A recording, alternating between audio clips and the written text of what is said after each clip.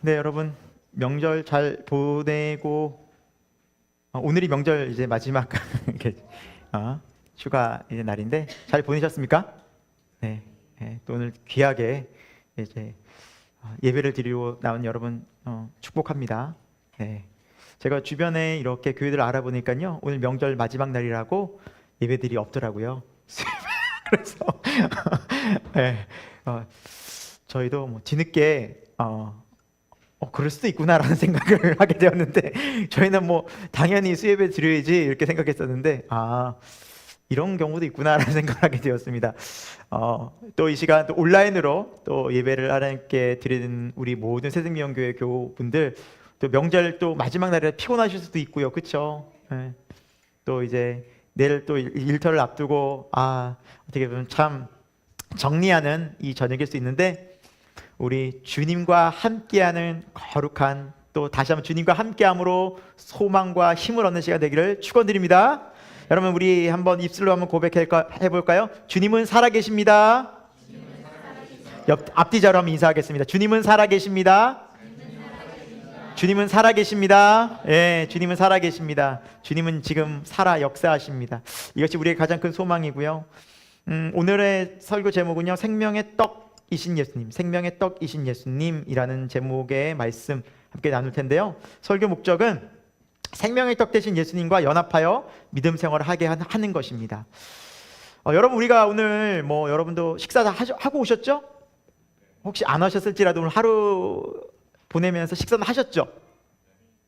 저희도 차양팀과 함께 짜장면을 먹고 왔습니다. 양이 너무나 많아가지고 지금 굉장히 많더라고요. 양이 맛있고 무슨 짜장면집 히포 옆에 있는 짜장면집이어서 이름이 생각이 안 나네 갑자기. 거기서 맛있게 먹고 왔는데 여러분 우리가 하루에도 식사를 한 번 이상 하죠. 계속해서 식사하고 또 맛있게 먹은 식사는 또 우리의 삶을 또 기쁘게 하고 또 힘을 내서 살아가잖아요. 참 우리가 식사하지 않으면 배고파서 집에 들어가면 엄마 아빠가 계시면 엄마 밥 줘 아니면 내가 또 차려 먹기도 하고 참 우리가 하루라도 식사를 거르는 날은 없는 것 같아요. 금식하지 않으면, 그렇죠? 금식 기도하지 않으면 식사를 거르는 날이 없고 매일매일 식사를 하는데 여러분 어떠세요? 생명의 떡 되신 예수님과 함께 오늘 동행하셨습니까? 충분히 예수님과 함께 여러분 예수님 마음에 모시고 예수님과 대화하시고 예수님께 기도하시며 사셨습니까? 그냥 웃지요. 그냥 우리는. 그래서 오늘 설교의 내용이 주제가 예수님과 연합하는 것인데 우리가 육신의 떡은 이렇게 다 필요에 따라서 맛있는 음식을 먹고 또 우리가 계속 챙겨 먹는데 생명의 떡 대신 예수님은 얼마나 우리가 소중히 여기는가라는 거예요, 여러분. 그러면서 우리가 얼마나 영생에 대해서 우리가 관심이 있어 하는가, 우리 영적인 일에 얼마나 마음 쓰고 살아가는가. 결국 그렇게 되지 않을 때 어떤 일이 벌어질까요? 육신의 삶, 우리 육체가 영을 지배해요. 힘을 못 써요. 아무리 기도를 한다 해도 아무리 신앙생활을 한다 그래도 우리의 영성이 약해지면 육체 지배를 받게 돼요. 나중에 육신이 원하는 소욕을 따라가게 될 수 있어요. 심지어 교회 다녀도요. 그런 경험 해보잖아요. 또 우리가 이번 주 설교 솔로몬에 대해서 설교 들었잖아요. 육신의 정욕에 안목의 정욕에 이 이방 여인들을 사랑하게 된 솔로몬이 어떻게 됐습니까? 결국에 하나님의 뜻을 말씀을 거역하잖아요. 마음을 돌이키잖아요. 하나님께로가 아니라 세상으로. 여러분 우리가 다르겠습니까? 우리가 솔로몬보다 뛰어나면 얼마나 뛰어나겠습니까? 우리가 그런 지혜를 우리는 맛보지도 못했잖아요.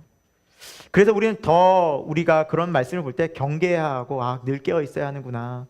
우리 주님 더 의식해야 되겠구나. 우리 주님 없이 살 수 없구나라는 것을 오늘 다시 한번 마음속에 깊이 새기고 또 그렇게 실제로 살아가게 하는데 설교의 목적이 있습니다. 오늘 말씀을 통해서 여러분 육신의 삶과 또 영생의 삶에 대해서 생각해 볼 것입니다. 육신의 삶 쉽죠? 육체가 중심되는 삶이에요. 내 육신이 원하는 대로 내 만족, 내가 원하는 것이 육체의 소욕을 따르는 삶이고 또 영생의 삶은 뭘까요? 하나님의 뜻, 하나님의 마음, 하나님의 그 거룩하신 나라를 위해서 살아가는 삶이죠. 예. 우리는 예수님을 믿는다고 한다면 이 두 삶 중에 이제 우리 무게추는 어디로 확실히 기울여야 할까요? 영생의 삶으로. 육신의 삶이 아니라 영생의 삶으로, 영생을 추구하는 삶으로, 하나님의 말씀과 뜻, 영원한 것을 추구하는 삶으로 바뀌어져야만 할 줄로 믿습니다. 그리고 그렇게 되기 위해서 매일 예수님과 동행하고 실제되어야 됩니다. 그래서 예수님도 너희가 나를 따르려느냐? 좋다. 날마다 자기를 부인하고 자기 십자가를 지고 나를 쫓을 것이니라. 여러분, 이 삶이 성도의 삶이라는 거예요. 그래서 우리는 매일매일 찬양에도 있듯이 내가 매일 십자가 앞에 더 가까이 가오니, 이거 이번 주 주일날 불렀죠. 그렇지 않나? 내가 매일 십자가, 그랬나? 갑자기 나도 기억력이 정말 왜지? 하여튼 우리는 늘 찬양이, 그쵸? 언제나 매일 새롭죠. 언제나 부르는 것처럼. 그래서 이 찬양처럼 내가 매일 십자가 앞에, 여러분 그거 외에는 방법이 없어요. 우리가 매일 식사를 하듯, 그래서 매일 주님을 생각하지 않으면, 매일 주님과 동행하지 않으면 우리는 한순간도 우리의 힘으로는 육체를 따라갈 수밖에 없는 존재라는 거예요. 우리가 이걸 인식합시다. 인정합시다.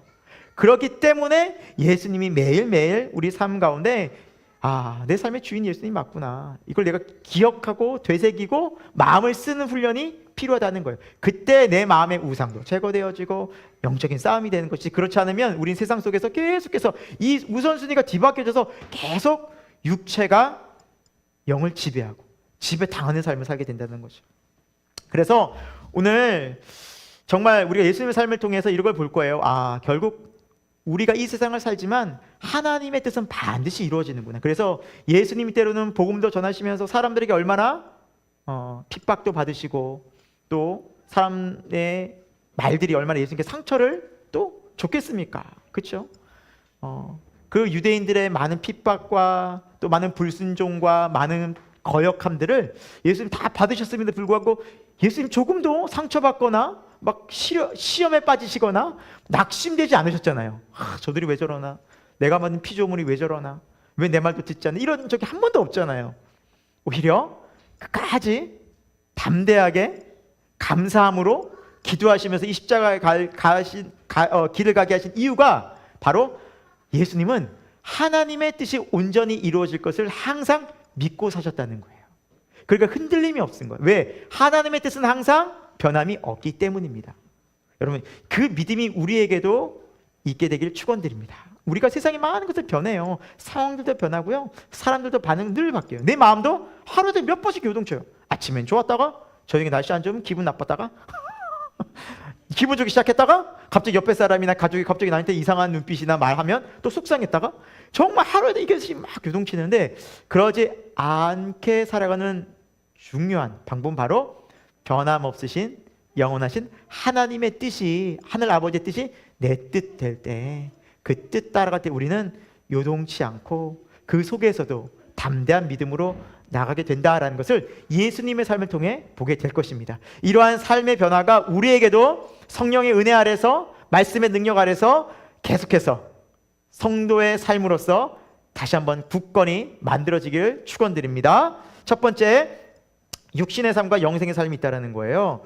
오늘 본문의 배경은 이렇죠. 예수님이 오병이어에 이제 기적을 일으키시고 이제 베세다 지역을 떠나서 이제 가버나움으로 가시는데, 지난번 설교에서 이제 배 위에, 이제 풍랑이 있는 배 위에 이제 제자들이 두려워할 때 예수님이 물 위로 걸어오셨죠, 그렇죠? 그래서 예수님께서 풍랑을 잔잔케 하시고 다시 제자들과 함께 가버나움으로 가셨어요. 그런데 문제는 그 예수님을 추종하던 그 사람들이, 백성들이 예수님을 찾아서 엄청나게 헤매고 있었다는 거예요. 오늘 말씀해 보니까 여기도 없고 저기도 소식을 들어 가버나움으로 가셨대. 배 타고 또 쫓아가는 거예요. 누구 보러? 예수님 보러. 그래서 그런 배경을 갖고 있어요. 얼마나 열심히 했는지 몰라요. 정말 주님, 예수님 만나기 위해서. 그런데 예수님께서 그렇게 멀리서 또 힘들게 찾아온 그 사람들을 향해서 말씀하시는 부분이 26절입니다. 같이, PPT 없군요 오늘. 주일로 착각했어요. 26절 말씀 보겠습니다. 26절 말씀 같이 읽습니다. 시작.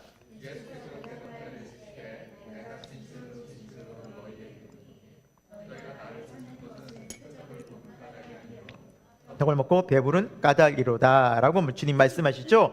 예수님께서 이렇게 열정적으로 예수님을 찾는 사람들의 중심의 마음을 아셨다는 거예요. 그들의 예수님을 찾는 이유가 뭐였어요? 떡을 먹고 배부른, 그러니까 또 육신의 배를, 그러니까 세상의 육신의 것들을 더 채우기 위해서 예수님을 찾았다라는 거예요. 표적을 본 까닭이 아니라, 표적이 뭐예요? 예수님이 메시아시구나, 우리의 구원자시구나, 이걸 영적으로 알아가고 그걸 알고 싶어하는 목적이 아니라, 그 예수님이 누구신가가 목적이 아니라 예수님을 통해서 뭔가 이 땅에서 누리고 내 소원을, 내 문제를 해결함 받고 싶은 목적이 더 컸다라는 거예요. 여러분, 이건 굉장히 중요한 질문이에요. 내가 왜 예수님을 찾고 부를까라는 거예요. 주님, 아버지, 주야, 주여 부르는데 내가 주님을 왜 부르냐는 거예요. 동일하게 주님 우리에게 물으셔요. 너 나 왜 부르느냐라는 거예요. 예수님을 통해서 무언가를 얻고 싶은 거예요, 여러분. 예수님을 통해서 우리의 문제 해결이 목적일까요? 주님은 우리가 하나님, 즉 정말 예수 그리스도를 통해서 하늘 아버지를 알고 정말 참 좋으신 하나님을 알기를 원하신다라는 사실입니다. 여러분, 우리가 주님을 부르는 목적이 하나님을 알고 싶고 하나님 만나고 싶고 하나님을 사랑하기 위한 것이 제일 큰 목적 되기를 축원드립니다. 여러분, 그렇게 될 때 주님이 참 기뻐하셔요. 그래, 내가 너의 마음 안다. 그리고 주님은 만나 주실 겁니다. 그래서 오늘 말씀에 보면 예수님을 부르는 것이 예수님이 수단이 되는 것이 아니라 목적 되기를 원하신다라는 것을 우리는 기억해야 한다라는 사실이에요. 물론 살아가면서 우리는 문제를 어려움을 겪게 되죠. 그렇죠? 내 몸이 아프거나 가족이 문제가 터지거나 아니면 직장에서 갑자기 일이 생기거나 갑자기 금전적인 어려움이 닥치거나 그때 우리 기도 왜 안 하겠어요? 하지만 그 문제 해결이 아니라 하나님, 이곳에서 이 일 통해서 하나님이 지금 내게 말씀하시는 것이 무엇입니까? 하나님, 왜 이 일들을 저에게 허락해 주셨습니까? 주 뜻 알기 원합니다. 저 주님의 자녀 아닙니까? 하나님이 의미 없이, 하나님의 뜻 없이 이 일을 저에게 허락해 주지 않으실 터인데 저 주님 마음 더 알고 싶습니다 라고 주님을 더 알기 원한다는 기도 드리는 지혜로운 저와 여러분 되길 축원드립니다. 그러지 않으면 반드시 우리는 나중에 하나님께서 시험하실 때 우리가 이 세상을 더 사랑하는 마음 때문에 주님을 떠날 수밖에 없다는 것을 알고 계셔요. 예수님이 목적되지 않으면, 우리 믿음이 예수 그리스도의 반석 위에 서지 않으면 모래 위에 집은 다 무너지는 거예요. 이 세상 위에 번듯하고 예수님 믿는 것 같고 교회 다니는 것 같지만 정말 내 믿음이 예수 그리스도의 복음의 기초 위에 서 있지 않으면 반드시 무너진다는 거예요. 이거는 예수님이 누누이 강조하셨던 거예요. 실제로 디모데후서 4장 10절에 보면 이런 말씀이 있어요. 데마는 이 세상을 사랑하여 나를 버리고 데살로니가로 갔다라는 거. 데마라는 예수님의 사도 바울의 제자는요, 정말 그 힘든 선교예요. 여러분, 지금도 선교가 굉장히 어렵잖아요. 정말 어렵거든요. 먹는 것을 제대로 먹습니까? 잠을 제대로 잡니까? 문화가 다르고 환경이 다르고 얼마나 많은 핍박과 공격을 받습니까? 그런데 그 2000년 사도 바울이 선교할 때는 말할 수 없었죠. 죽었는지 살았는지도 모릅니다. 태풍 가운데 이 사람이 죽었는지 살았는지 소식도 모릅니다. 그런 선교를 따라다닐 믿음이어서 얼마나 대단했을까요? 데마가 그런 사람이었어요. 사도 바울을 따라다녔어요. 선교했어요. 그런데 사도 바울의 노년의 마지막 때 어떤 일이 벌어집니까? 데마가 결국 세상을 사랑하여 나를 버리고 떠났다는 거예요. 결국 내 마음에 세상을 향한 마음이 있으면 여러분 끝까지 믿음의 경주를 하기 어렵다는 거예요. 그래서 성경이 출애굽 사건을 얘기하는 게, 출애굽의 뜻이 뭐였어요? 다시 한번 우리 큰 소리로 해볼까요? 출세상. 이게 출발이에요, 여러분. 세상으로부터 우리 등 돌려야 돼요. 정말 이 개념이 철저하게 우리한테 다시 한번 세워져서, 아, 그렇습니다. 예수님이 정말 주인 되십니다. 예수님 따라가야 합니다. 이것이 처음부터 우리에게 제대로 시장 출발이 되지 않으면 언제나 세상에서 왔다 갔다 하면서 정말 힘들어져요, 신앙생활이. 기쁨도 없고. 그렇잖아요. 양다리 걸치는 게 제일 힘들거든요. 차라리 세상에 딱 속해서 살든지. 그럼 속 편해요. 아예 주님께 딱 마음 들여서 주님만 바라보든지 왔다 갔다 왔다 갔다. 주님 말씀하십니다. 쟁기를 잡고 뒤를 돌아보는 자는 하나님 나라에 합당하지 않다. 주님만 따라가길 축원드립니다. 이건 예수님이 믿는 첫 출발이기 때문입니다. 사랑하는 새생명교회 모든 교우 여러분, 우리 주님만 따라가고 정말 주님만 주인 되셔서 세상의 많은 시험과 유혹과 세상을 사랑하는 모든 욕심들 속에서 그 우상들을 날마다 십자가에서 처리하고 주님 따라가는 끝까지 승리하는 저와 여러분에게 축원드립니다. 그래서 우리 자리에 왔잖아요. 그 주님 사랑하기 위해서, 그 주님 만나기 위해서.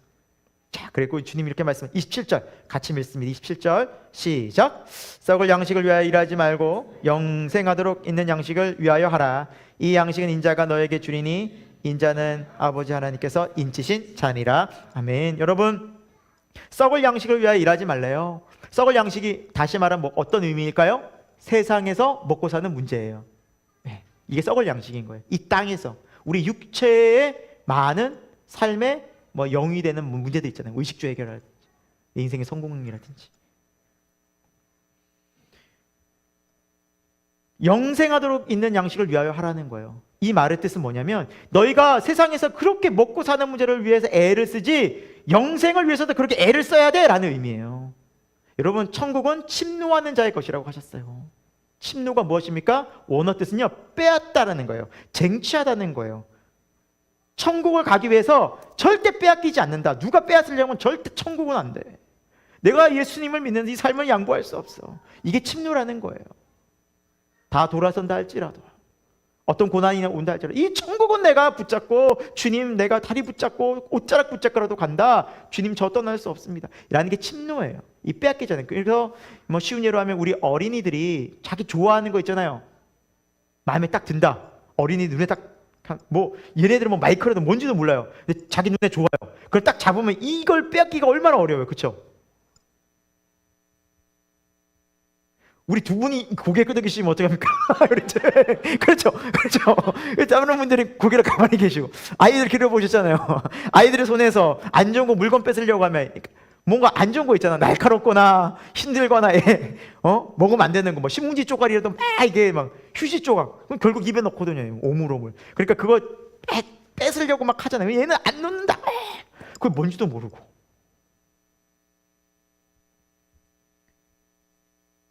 그게 침노라는 거예요. 하나님 나라 주님 저 옷자락 붙잡고. 예수님 말씀하시죠. 좁은 길로 가기를 힘쓰라. 많은 사람이 넓은 길로 가죠. 좁은 길로 가는 자들은 찾는 자가 적다. 좁은 길로 가기를 힘쓰라. 여러분, 힘써야 가요. 이 믿음 생활은, 하나님 믿는 건 절대 여러분 쉽지 않아요. 가만히 있어도 그냥 이렇게 도 크게 열고 바람 쫙 그냥 돛담배처럼 그냥 크게 가, 그런 유의 신앙생활은 없어요. 항상 힘쓰고 애쓰고. 기도하기 쉽습니까? 어렵습니까? 어려워요. 굉장히 어려워요. 힘써야 돼요. 힘써야 돼요. 그런데 그렇게 힘써서 나아갈 때 우리 신앙이 영적으로 지켜지고, 이 영적인 힘이 육신을 컨트롤하게 되는 것입니다. 육체 지배를 받지 않게 되는 겁니다. 우리가 이것이 역전되어지는 순간 우리도 여지없이 육체의 지배를 받게 되는 거예요. 육신의 정욕, 안목의 정욕, 이생의 자랑이 100% 우리 마음과 들어옵니다. 그 우상들을 날마다 우리가 십자가 앞으로 갖고 나가지 않으면, 기도하지 않으면 이 삶에서 우리는 승리할 자가 아무도 없다라고 성경은 말씀합니다. 우리 기억합시다. 하나님의 일은 세상에서 여러분 돈 벌려고 얼마나 애를 써요. 그렇잖아요. 직장 피곤해, 졸려, 오늘 직장은 쉬어야지 이럴 수 있습니까? 아니잖아요. 아파도 나가고 피곤해도 나가고 온 힘을 다하여 직장생활 하지 않습니까? 그렇잖아요. 우리가 하나님을 어떻게 섬깁니까? 예배 때 온 힘을 다하여 힘들어도 그 자리 지킵니까? 이것도 우리가 다 양보하거든요. 그러니까 이게 뒤바뀌어 버리는 거예요. 우리 다시 한번 우리 마음 가운데 결단하기를 소망합니다. 우리 영적인 일에 힘을 쓰기를 소망합니다. 영적인 일에 힘을 써야 돼요. 먹고 사는 일에 정말 힘쓰는데 우리가 하나님 경외한다면, 하나님이 내 안에서 자꾸 하나님의 그 마음이 사라진 것을 두려워해야 돼요. 경외심이 그거예요. 내 안에서 하나님이 점점점 희미해지고 느껴지지 않고 하나님 생각하지 않는 것을 두려워하는 거예요. 하나님이 없어지는 것을 두려워하는 거예요. 돈 없어지면 두렵죠? 건강 사라지면 두렵죠? 건강 잃으면 두렵잖아요. 걱정되잖아요. 그것처럼 내 마음에 하나님이 점점 사라지고 느껴지지 않고 이 기쁨이 왜 이렇게 약해지나, 감사가 왜 이렇게 없어지나, 내 이렇게 기도하지 않나, 그거를 두려워하는 게 경외심이에요. 경외는 두려워하다는 뜻이 있어요. 하나님 내 안에서 없어질까 봐 두려워하는 저와 여러분 되기를 축원드립니다. 자, 28절 읽습니다. 자, 읽겠습니다. 시작. 그들이 묻되 우리가 어떻게 하여야 하나님의 일을 하오리까? 이제 그들이 물어요. 어떻게 하면 하나님의 일을 하오리까? 이게 어떻게 보면 되게 귀한 질문 같지만 이 질문에는 인간이 갖고 있는 죄성이 있어요. 어떻게 하여야, 그러니까 내가 어떤 노력을 하고 어떤 행동을 하여야 하나님의 일이 될까라는 거예요. 그렇지 않아요. 29절 예수님이 어떻게 말씀하신가 볼까? 29절 읽습니다. 시작. 예수께서 대답해 이르시되 하나님께서 보내신 일을 믿는 것이 하나님의 일이니라 하시니라고 말씀하셨어요. 자, 사람들은 뭔가 액션을 취하고 뭔가 노력을 하고 우리가 뭔가 행위를 했을 때 이것이 하나님의 일이 되지 않을까라고 말하지만 예수님 뭐라 말씀하세요? 너희가 믿는 것이 하나님의 일이라. 뭘 믿어요? 하나님께서 행하신 일을 보고 믿는 거예요. 그러니까 하나님께서 어떻게 행하셨는지를 보고 믿는 것이 너의 일이라는 거예요. 그러니까 우리가 뭔가를 행하고 뭔가 행동하기 전에 하나님께서 어떻게 일하시고 하나님께서 지금 어떻게 내게 말씀하신가를 듣고 보는 것이 하나님의 일이라는 거예요. 이거 믿음이에요. 여기서부터 출발하는 거예요. 우리 행위가 있기 전에 하나님의 말씀에 하나님의 뜻을 분별하고 순종하는 게 믿음이라는 거예요. 이것이 하나님의 일이라는 거예요. 여러분, 이것은 인간의 원초적인 죄성이에요. 우리는 뭔가 일을 해서 뭔가 행위를 해서 나 자신을 드러내고 싶어 해요. 자랑하고 싶어 하는 거죠. 이만큼 했더니 복 받더라. 야, 정말 한 100일 기도했더니 하나님 응답해 주시더라. 야, 내가 요번에 성경 10독 했잖아. 10독 하니까 하나님이 기적 일으키시던데. 그러니까 뭔가 내 행위가 들어가요. 기도하지 말란 말이 아니에요, 여러분. 오해하지 마세요. 성경 읽지 말란 말이 아니에요. 그것이 내 행위가 되는 것을 경계해야 된다는 거예요. 내가 뭔가 하나님 앞에 행하고 뭔가 일을 했을 때 하나님께서 뭔가 이루어주게 된다는 것. 이것이 바로 인간의 본능에 가까운 거예요. 이게 죄성이라는 거예요. 하지만 하나님 분명히 말씀하세요. 오늘 예수 그리스도께서 우리를 통해서 보여주신 것은 뭐냐? 하나님께서 보내신 일을 믿는 것. 예수님이 무슨 일을 하셨는가? 예수님을 잘 바라라는 거예요. 예수님이 뭐라 말씀하신 거 잘 들으라는 거예요. 예수님이 가르치신 지점을 보라는 거예요. 그때 믿고 너희가 행하는 것이 하나님의 뜻이라는 거예요. 거기에 우리 힘을 쓰라는 거예요. 주님이 뭐라 말씀하셨지? 주님이 지금 뭐라고, 주님이 지금 뜻이 무엇이지? 예수님이 지금 내게 뭘 원하시지라고 내 힘을 쏟는 게 하나님의 일이라는 거예요. 여러분, 이게 좀 구분이 되십니까? 그때 하나님께서 행하신 일들을 통해서 우리는 누구를 자랑하게 될까요? 예수님을 자랑하게 되는 거죠. 그렇게 될 때 하나님이 행하신 일들을 통해서 우리는 주님을 자랑하지 나를 자랑하지 않거든요. 하나님이 하셨습니다라는 게 자연스럽게 나와요. 그래서 하나님이 행하신 일들을 우리는 집중할 필요가 있는 거예요. 자, 우리 다시 한번 30절 말씀을 계속해서 읽어보도록 하겠습니다. 자, 30절 말씀 읽습니다. 시작. 그들이 묻되 그러면 우리가 보고 당신을 믿도록 행하시는 표적이 무엇이니까? 하시는 일이 무엇이니까? 라고 다시 그들이 반문해요. 이 질문은 어떤 뜻이냐면 도대체 어떤 표적을 보고 믿으라고 말씀하시는 겁니까? 라고 묻는 거예요. 참, 유대인들은 지금 예수님께서 계속 갈릴리에서 표적 일으키셨잖아요. 가나의 혼인잔치, 그렇죠? 베데스다에 38년 된 병자를 고치시고, 그렇죠? 왕의 신하도 고치시고, 또 좀 전에 오병이어도 표적이잖아요. 그래서 또 표적을 보이라는 거예요. 그러니까 계속해서 그들은 뭔가 눈에 보이는 것을 요구하는 시작한, 눈에 보이는 것을 계속 자신이 원하는 것을 만들어내라는 거예요. 그러나 그렇지 않습니다. 믿음은요, 하나님이 보여주신 것을 믿는 거예요. 이것은 믿음의 눈이 띄어져야 돼요. 성령을 통해서 믿음의 눈이 띄어져야 돼요. 저와 여러분에게 이 성령님께서 우리를 도우셔서, 보혜사 성령님께서 우리의 마음을 열어주셔서 하나님께서 행하시는 일들, 하나님께서 들려주신 말씀을 깨닫고 알게 되는 놀라운 은혜의 역사가 일어나기를 축원드립니다. 그래서 우리는 이게 너무너무 중요해요. 그러지 않으면, 우리 눈이 열려지지 않으면 끊임없이 하나님께서 보여달라고 그래요. 증거를 요구해요. 하나님, 이렇게 기도했는데 왜 안 들어주십니까? 이렇게까지 했는데 왜 안 들어주십니까? 제가 얼마나 더 해야 됩니까? 주님이 충분히 보여주셨다는 거예요. 누구를 통해서? 예수 그리스도를 통해서. 그러니까 우리가 봐야 할 것을 못 보고, 주목해야 할 것을 못 보고, 내 생각과 내 원하는 것에 집중하게 되면 정말 우린 봐야 할 우리가 정말 주목해야 할 주 예수 그리스도를 못 볼 수도 있다라는 겁니다. 우리 31절 말씀 함께 읽도록 하겠습니다. 같이 읽습니다. 시작. 기록된 바 하늘에서 그들에게 떡을 주어 먹게 하였다 함과 같이 우리 조상들은 광야에서 만나를 먹었나이다. 그들은 만나 이야기를 꺼내요. 왜 이렇게 만나 이야기를 꺼내고 그 광야에서 모세가 지도자로서 출애굽하면서 매일매일 광야에서 40년 동안 만나를 먹지 않았습니까?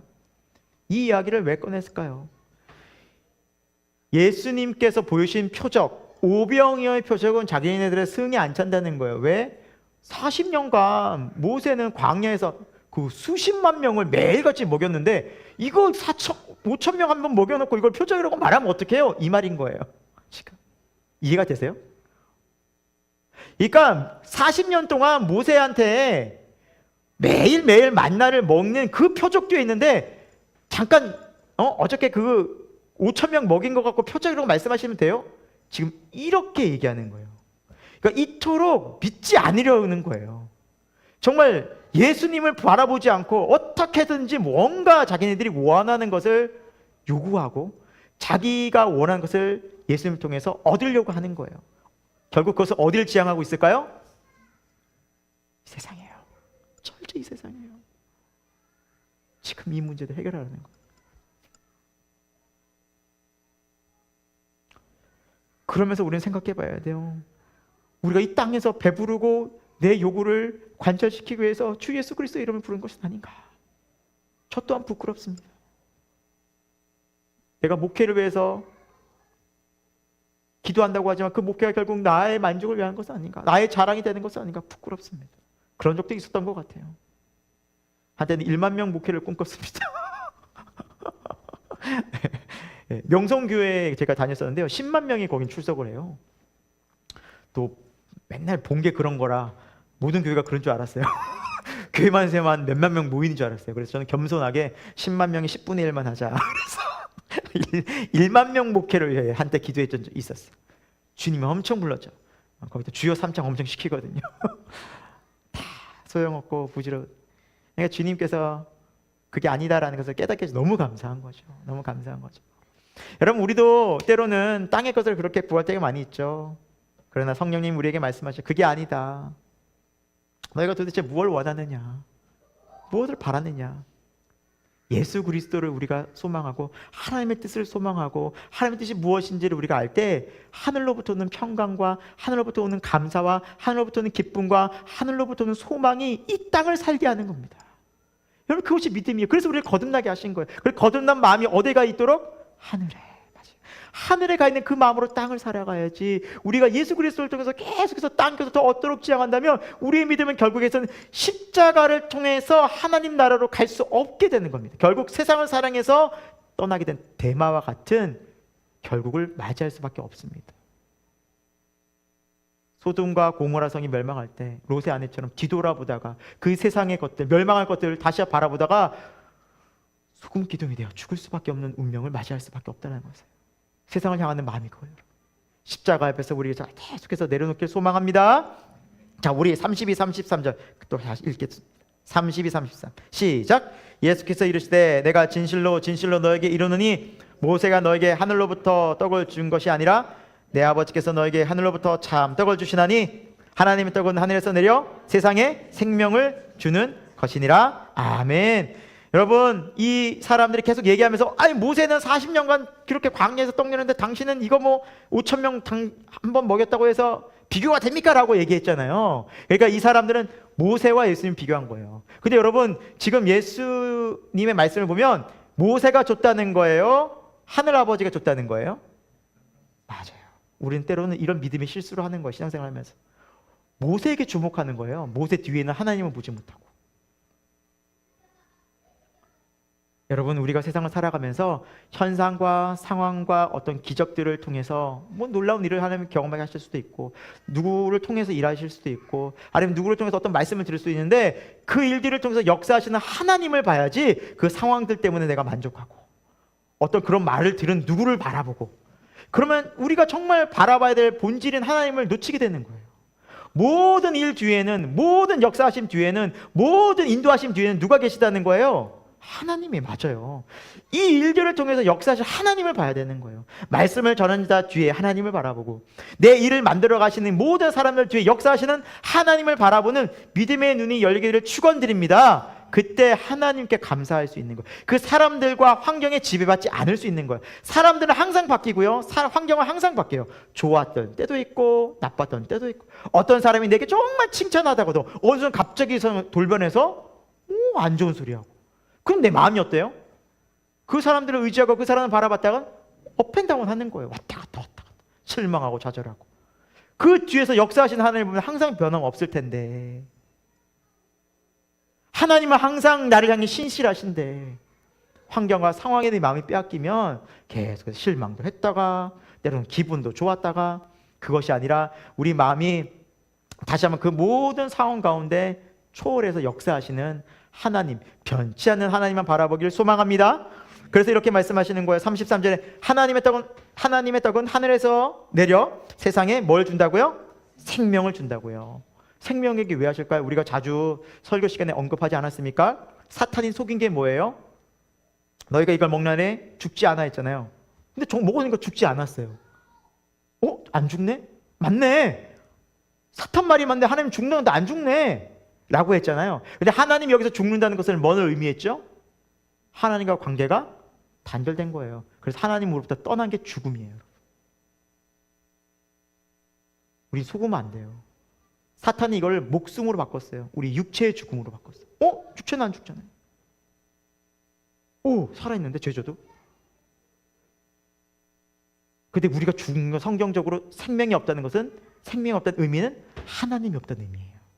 생명의 근원이신 하나님이 없는 거예요. 우리 주위에 많은 사람들이 하나님 없이 지내는 삶은 뭘까요? 다 하나님 없이 생명 없는 상태예요. 그러니까 오늘 말씀에 보면 세상에 생명을 주러 오셨대요. 우리가 이걸 잘 이해해야만 합니다. 처음 하나님 우리에게 생명을 주셨어요. 하나님 우리 마음에 주셨다고요. 근데 죄로 인해서 하나님을 거역해서 내가 하나님 스스로가 내가 하나님 되기 위해서 이것을 버려버렸어요. 떠나버렸어요. 하나님이 떠나셨어요. 그게 인간의 죄의 상태잖아요. 그러니까 이 생명을 다시 주러 오시려고 하다 보니까 우리 죄 때문에 주실 수가 없는 거예요. 하나님 만날 수가 없는 거예요. 공의로운 하나님 오실 수가 없는 거예요. 그래서 이 죄의 문제 해결하기 위해서 예수님이 십자가에서 죽으셔야만 했던 거예요. 우리 죄를 대신해서. 이런 귀한 얘기를 하고 있는데 34절에 뭐라 말씀하세요? 뭐라 말해요? 그들이 이르되 주여 이 떡을 항상 우리에게 주소서. 그러니까 이 떡은, 이 사람들이 무슨 떡을 또 얘기할까요? 맞아요. 세상 떡 얘기한 거예요. 예수님은 영생을 얘기하고 있는데 우리는 세상 떡 얘기하고 있는 거예요. 우리가 설교 들을 때, 하나님의 말씀을 들을 때, 하나님은 막 하나님의 영광스러운 하나님의 영광의 영원한 나라를 위해서 우리가 막 주려고 하는데, 그걸 통해서 우리는 세상에서 또 더 잘 살고 세상에서 또 우리를 안전하게.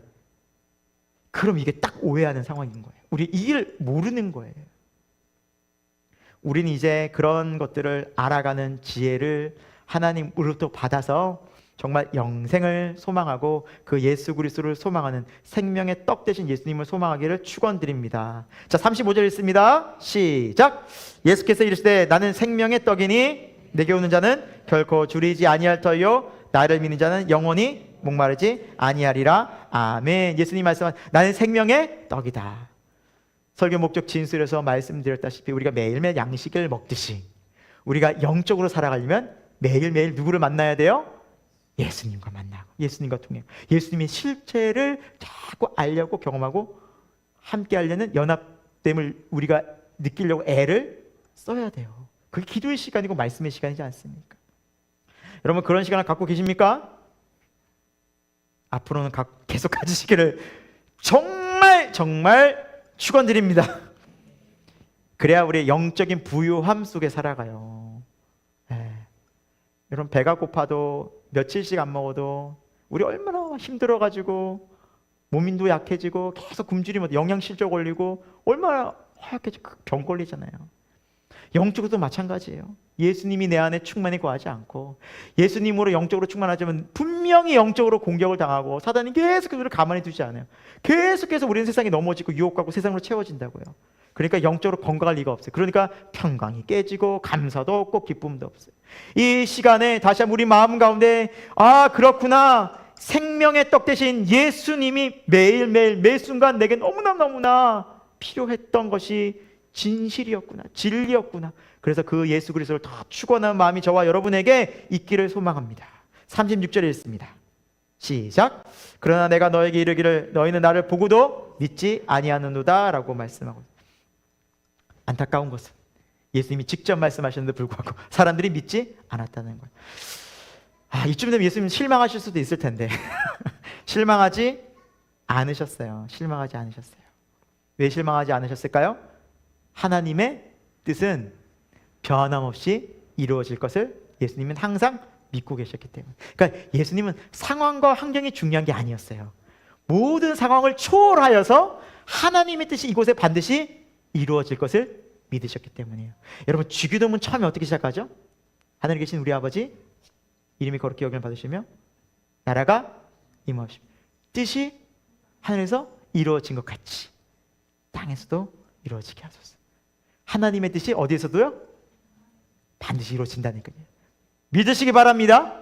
하나님의 뜻만이 영원히 변치 않아요. 그러니까 하나님의 뜻이 내 마음 가운데 채워지면 우리는 세상 환경 속에서, 상황 속에서 내 마음이 좌지우지되고 불안해하지 않는다는 거예요. 이것이 믿음의 원리입니다.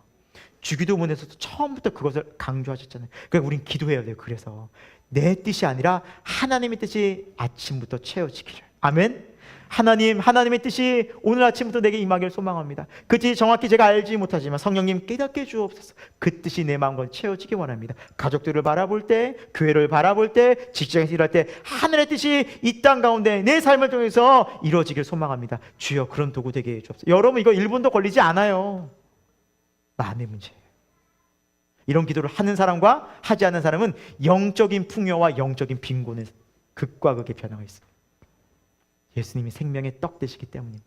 예수님으로 채워져야 됩니다. 예수님이 함께하면 영적인 부유함을 누리게 됩니다.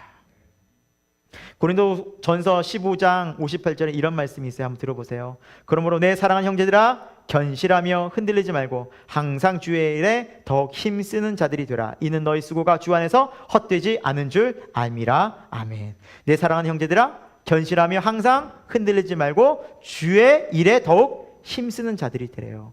왜요? 하나님의 뜻은 변하지 않고 하나님 안에서 하는 모든 수고는 헛된 것이, 없어질 것이 아무것도 없다라는 거예요. 여러분, 우리의 인생에 가치 있는 삶 되기를 소망합니다. 저와 여러분이. 그러려면 우리의 삶이 이제는 궁극적으로 바뀌어야 돼요. 내 뜻이 아닌 누구의 뜻? 맞아요. 하나님의 뜻. 하나님의 뜻이 어디 있어요? 맞아요. 모르는 바가 아니에요. 우리가 그 자리를 안 나갈 뿐이에요. 말씀에 나와 있고요. 아침마다 우리가 정말 혹은 시간마다 하나님을 찾고 하는 기도를 통해서. 이거 우리가 불가능한 일일까요? 아니에요. 저와 여러분 다 가능해요. 순종하냐 순종하지 않느냐의 차이인가요?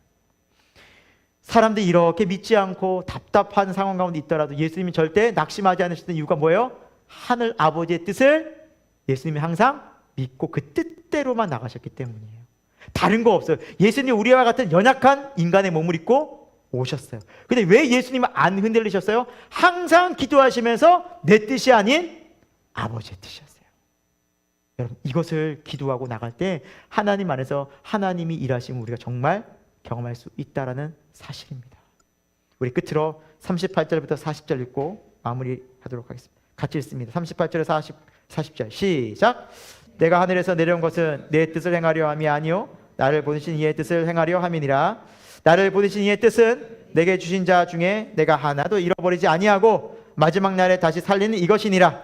내 아버지의 뜻은 아들을 보고 믿는 자마다 영생을 얻는 이것이니 마지막 날에 내가 이를 다시 살리리라 하시니라. 아멘. 38절, 39절, 40절 계속해서 강조하신 말씀이 뭐예요? 나를 보내신 이의 뜻. 39절 나를 보내신 이의 뜻. 40절 내 아버지의 뜻. 계속해서 예수님은 하나님의 뜻을 강조하고 있어요. 여러분 이걸 볼 수 있기를 바랍니다. 그래야 바로 윗절에 37절에서 정말 하나님의 뜻이, 하나님께서 선택하신 모든 자들을 다 구원하시고 나는 그 일을 행함에 있어서 조금도 흔들리지 않고 이 길을 갖는다라고 담대하게 말씀하실 수 있는 이유가 여기 있는 거예요. 그들이 다 반응이 없어요 할지라도, 사람들이 어떤 반응을 보인다 할지라도, 사람들이 뭐라 말아 한다 할지라도 흔들리지 않는 믿음을 가질 수 있는 그 기준이 하나님의 뜻이 선명했기 때문에 예수님은 흔들리지 않았듯이 우리 또한 세상의 주변의 환경들, 여러분 우리 얼마나 기도하다 낙심됩니까? 열심히 기도하는데 옆에 사람이 정말 얘가 그 기도하는 대상이 강하게 나오면 어때요? 강팍하게 나오면 낙심되잖아요. 정말 열심히 기도했는데 원하는 대로 뜻대로 되지 않았어요. 일이 진행되지 않아요. 낙심 찾아올 때 있잖아요. 왜 없겠어요? 근데 그때 흔들리지 않은 우리의 믿음이, 계속해서 믿음으로 하나님의 뜻을 구할 수 있는 우리의 마음이 하나님의 뜻이 내 안에 계속해서 선명해진다면, 굳건해진다면 그 뜻 붙잡고 계속해서 우리는 기도하고 마침내 뜻을 이루어 가시는 하나님을 보게 된다라는 것입니다. 내 뜻이 아닌 하나님 뜻이 우리 가운데 반드시 이루어질 것이다. 여러분 우리 이것을 믿고, 그래서 날마다 주님, 내 의지와 내 생각, 육신의 정욕과 또 내 생각들, 육체의 생각들 너무나 많습니다. 그래서 이것을 날마다 기도의 자리에서 나아가 고백하고 회개하고 십자가로 나가 날마다 새로워지기 원합니다 라고 나아갈 때, 여러분이 지금 기도하시는 정말 그 귀한 제목들이 있을 거예요. 그런데 그것이 하나님의 뜻 가운데서 이루어진 것을 보게 될 줄로 믿습니다. 저도 기도하고 있어요. 이 교회를 위해서, 구원을 위해서 날마다 저도 기도하는 영역이 있어요. 가정을 위해서 저는 날마다 기도하는 영역이 있어요. 저도 국가를 위해서 날마다 기도하는 영역이 있고요. 이 한국교회를 위해서 날마다 기도하는 영역이 있다고요. 그런데 그 뜻 가운데서, 하나님의 뜻 가운데서 기도하기 때문에 저는 낙심하지 않을 것입니다. 우리 교회를 통해서도 일하실 것을 하나님을 믿기 때문에 저는 낙심하지 않을 것입니다. 여러분 절대 낙심하지 마시기 바랍니다. 여러분 하는 모든 기도들이 하나님의 뜻 가운데 있느냐가 중요한 거예요. 오늘 그 뜻이 저와 여러분에게 예수 그리스도를 통해서, 그분의 삶을 통해서 선명해지는 시간 되기를 축원드립니다. 기도하겠습니다. 하나님, 우리가 오늘 말씀을 통하여서 이 땅에 생명의 떡으로 오셔서 우리에게 날마다 우리에게 영의 양식을 공급해 주시는 예수 그리스도를 보게 되었습니다. 오 주님, 우리가 생명의 떡 되시는, 영원한 생명 되시는, 그리고 정말 우리에게 영원한 영적인 풍요로움을 허락해 주시는 예수 그리스도를 놓치고 살진 않았습니까?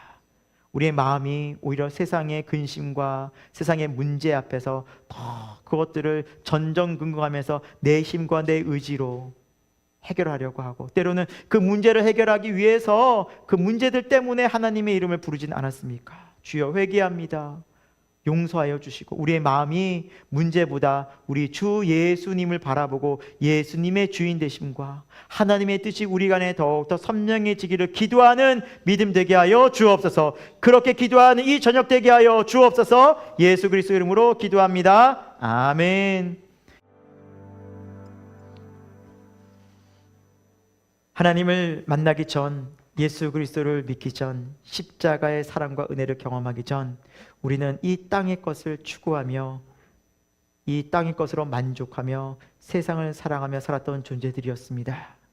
그러나 십자가의 놀라우신 은혜는 모든 그 죄악 사슬을 다 끊으시고 우리로 하여금 출세상하여 하나님 나라를 소망하고 하나님의 백성으로 예수 그리스도와 연합하여 주님 사랑하며 주님 따라가는 삶으로 거룩한 인생으로 바꾸어 주셨습니다.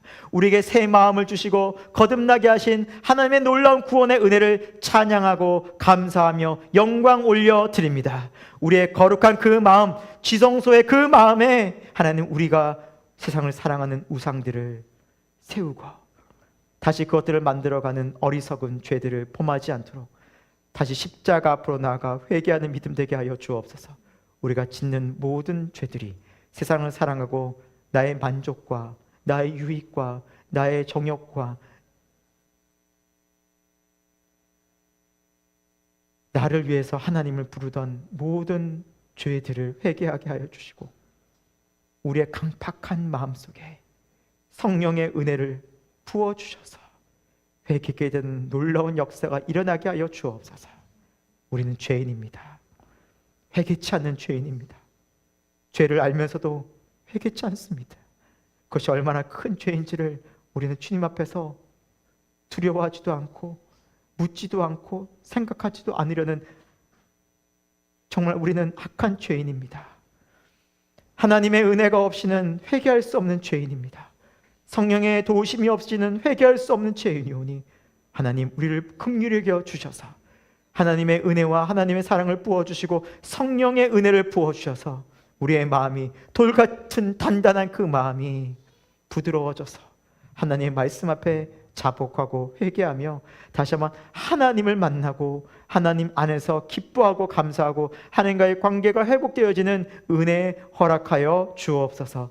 세상에 돈 버는 일에 그렇게 열심인 우리가, 세상에 건강이 조금만 안 좋아져도 그렇게 애를 쓰는 우리가, 세상에 문제가 생겨지면 밤잠 안 자고 애를 쓰는 우리가 영적인 것에 얼마나 애를 쓰고 살았습니까? 영적인 것에 무지한 우리가, 영적인 것에 관심 없는 우리가, 그 문제도 모르고 하나님을 예배한다고, 하나님을 찾는다고, 하나님께 기도한다고 나는 우리가, 하나님 얼마나 부끄러운지 모르는 우리 죄인의 모습들, 하나님 다시 한번 기도의 자리에서, 말씀의 자리에서, 예배의 자리에서 회개하게 되는 하나님의 놀라운 은혜가 있게 하여 주옵소서. 가인은 다른 사람이 아닌 우리였음을 회개하게 하여 주시고, 우리도 솔로몬이었음을 회개하게 하여 주옵소서. 하나님, 우리가 죄인이었음을 회개하게 될 때 하나님의 놀라운 은혜의 빛이, 성령의 빛이 우리의 삶을 바꾸어서 하나님을 알아가고 정말 참 예수 그리스도를 만나는, 참된 양식인 예수 그리스도를 만나서 그 안에서 기뻐하고 감사하는 삶으로 우리를 변화시킬 줄로 믿습니다. 예수님을 만나게 하여 주옵소서. 날마다 예수님을 알게 하여 주옵소서. 예수님을 더욱더 사랑하는 믿음 되게 하여 주옵소서. 정말 예수님이 실제되는 믿음 되게 하여 주옵소서. 이론이 아니라, 관념이 아니라 정말 예수님을 인격적으로 만나서 그 예수님을 두려워하고 예수님을 사랑하고 예수님을 더욱더 우리가 인지하고 살아가는 그 믿음의 백성 되도록 우리 새생명교회 가운데 성령의 은혜를 허락하여 주옵소서. 지금은 우리 주 예수 그리스도의 십자가의 은혜와 하나님 아버지 그 변함없고 영원한 사랑하심과 성령 하나님의 가망없는 역사하심이 오늘 이 밤 생명의 떡 대신 예수 그리스도를 정말 마음 가운데, 중심 가운데 다시 한번 모시고 우리 마음속에 세상의 우상들을 다시 무너뜨리고 예수님만 바라보는, 다시 한번 예수님으로 가득하기를 다시 한번 소망하고, 다시 한번 회개케 되기를 다시 한번 기도하고 다짐하고 간절히 구하는 하나님의 거룩한 백성들 가운데 지금부터 영원토록 함께 하시기를 간절히 축원하옵나이다. 아멘. 감사합니다.